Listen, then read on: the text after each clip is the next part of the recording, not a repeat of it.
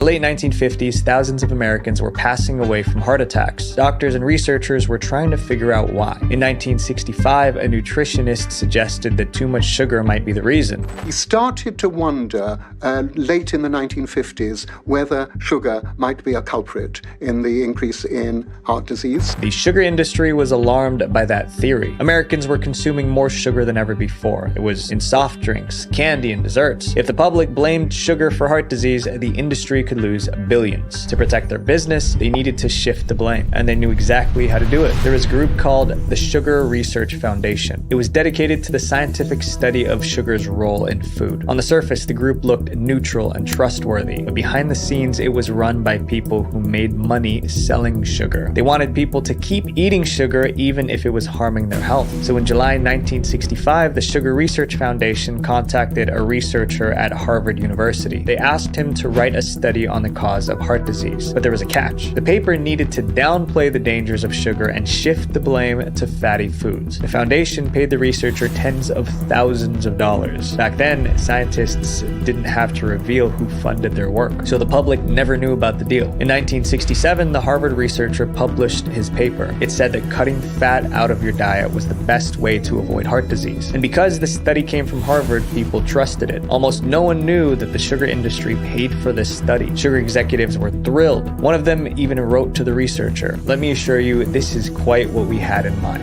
Over time, the idea that fatty foods alone caused heart disease became widely accepted. A few years later, the US government released dietary guidelines. It told Americans to cut back on saturated fat, especially red meat. Many people followed that advice without cutting sugar. Many Americans switched to low-fat products.